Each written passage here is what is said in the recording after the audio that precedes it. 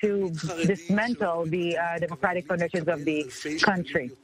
An ultra-Orthodox student who is not studying mathematics and English, a yeshiva student who is not drafting to the army will get more money than the soldiers.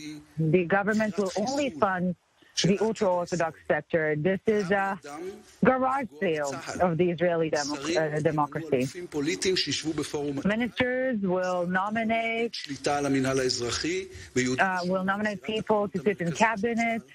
The defense minister will lose control over the West Bank, and it's unclear who's responsible for what. This is a recipe for disaster. Show me one country around the world, one country, where the person who is in charge of the police is a convicted felon with convictions and other criminal charges.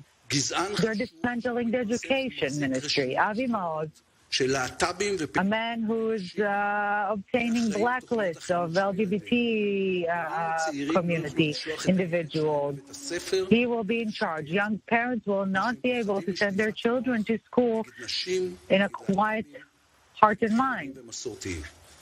They're handling a crusade against the seculars. The government will not be able to be on the same page with the international community on the Iran nuclear deal. It's the first government in the history of the country that the U.S. is not seeing it its closest allies. It's their ability now to harm the economy. The chiefs of the industry are all warning. Our government is encouraging people not to head to work.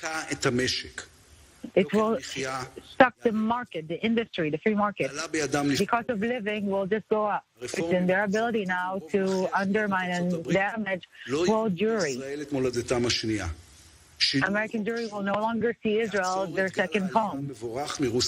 Changing the conversion bill will stop the blessed aliyah from Russia, the immigration from Russia.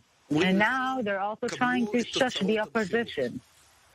They're telling us, agree or accept the election results. When we won the elections, they chased children of lawmakers to synagogues.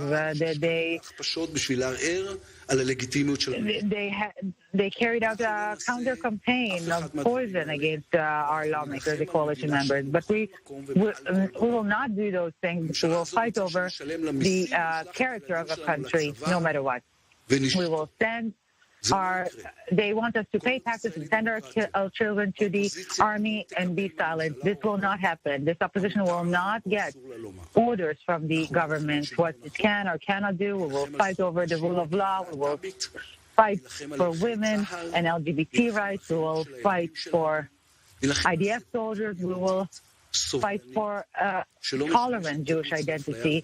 This is not an excuse for racism and discrimination. I call upon the citizens of Israel. You have a role nowadays to be involved citizens who are not staying quiet, who are not staying silent, who are obeying the law, protecting the law, but remember that you have rights and you're not going to give them up. This is an extremist, dangerous government with a weak prime minister who lost control over it even before its establishment. We are leading this battle, this fight. We're not going anywhere. We're fighting for our country. We're fighting for our beloved country. Thank you. Mr. Prime Minister, you're describing a nightmarish government. Two questions. Don't you have a responsibility for boycotting consistently Benjamin Netanyahu? Don't you have a responsibility for the formation of this government? Second question. You're talking about leading the battle. The opposition is so fragmented, with its leaders so much in disagreement. How can it do it? This government is the government Netanyahu promised its voters. The Likud voters are looking at it and saying, you know what, this is all what we want. We didn't think this is what will happen. We didn't think the Likud will be a minor member of the government. So questions about the coalition, divert your questions to those who are establishing it.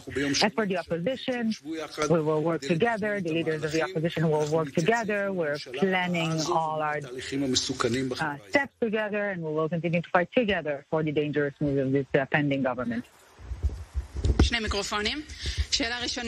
Well, we just heard outgoing Prime Minister Yair Lapid giving what could be his last national address as premier. I would even describe it maybe as his first speech as head of the opposition to Benjamin Netanyahu's incoming government. It was a blistering attack on that government from basically every angle, describing, of course, how the opposition is going to fight against it. With me in studio to break it down, we have Yariv Oppenheimer, project director of the two-state coalition Geneva Initiative. He's a former member of the Meretz Executive Committee. And also joining us from Jerusalem is Yehuda Glick, former Israeli parliament member from Benjamin Netanyahu's Likud party. And Yehuda, I'm going to let you go first. Outgoing Prime Minister Yair Lapid said this new government is a garage sale of Israeli democracy. It's going to weaken the military, weaken the economy, weaken Israel's ties with the U.S., with world Jewry. Quote, a recipe for disaster. Your response to that? First of all, shalom to you and to my dear friend Yariv Oppenheimer. I'm very happy to be here on I-24. And I want to say that Mr. Lapid gave his speech, his first speech as the leader of the opposition, and he did what he's supposed to do. He's supposed to attack the government and criticize it as bitterly as possible. But the facts are that the government that is being established is the government that was elected by the mass majority of the people of Israel. And as a matter of fact, if many of the parties that are decided to be in the opposition have an open door to join the coalition, they decided to ban the mass majority of the people of Israel. So they chose to be in the opposition. Okay, but the opposition is very easy to yell and scream and criticize. In the coalition and the government, you have to do. And I hope this government finally, after 3 years of a long election campaign, will finally function. Right, but I'm asking you, do you think his points about the government were legitimate or not? Look, when he tries to delegitimize the government, he's wrong. When he wants to criticize the government, that's what he's supposed to do. And I can say many of the things he may have said, I can agree partly, but I think the government has a majority, and they have a right to lead the majority. And I think Benjamin Netanyahu right now has a full support from every one of his partners. All right, Yariv, your response both to what outgoing Premier Yair Lapid said and Yehuda's perspective. I have to tell you honestly that I think Lapid was too polite. I think the situation is much worse than what Lapid said. We see now the agreement between the Likud party and the other parties. We see death penalty. We see opening the door to racist parties to run in the Israeli election. Things that we never thought will be part of the political climate in this country. And this is not just governing. This is changing the rules of the game. This is changing Israel from democracy to post-democracy. This is creating a new system that is undemocratic. Look what they are trying to do and what they are aiming to do to the Supreme Court, to make it impossible to Israelis to come and to say the majority is taking the right of the minority. This is the role of the Supreme Court, and they are trying to weaken it and to make it actually without any ability to be effective. So in democracy, it's election, it's the rule of it's the majority count, but it's also the rights of the minority.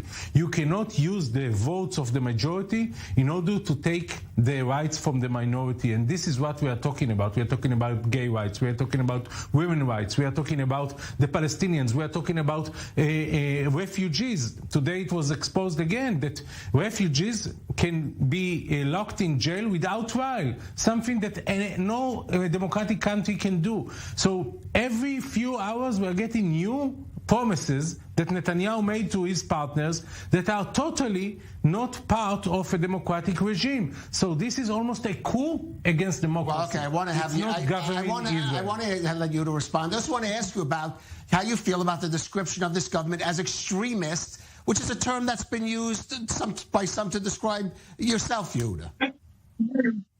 Yeah, for sure. I mean, I can hear the hysterical response of my dear friend Yair Oppenheimer, and I truly recommend to him to change his perspective.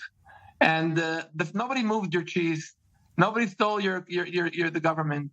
The government is now leading by its principles, and the fact that for so many years, so many people on the left think that it's impossible that anybody who has different opinions of their own is against democracy. Mr. And everybody Glick, who thinks Glick, differently... Are you in favor of death penalty in Israel? Do you like to see electric chairs in the Israeli jail? This is something that you support because this is part of the agreement. Are you in favor of taking down the bill that is saying that a racist party cannot run for the election? Are you in favor that racist party will be able to run in the election? This is something that was published. Don't talk about slogans. Talk about these specific issues.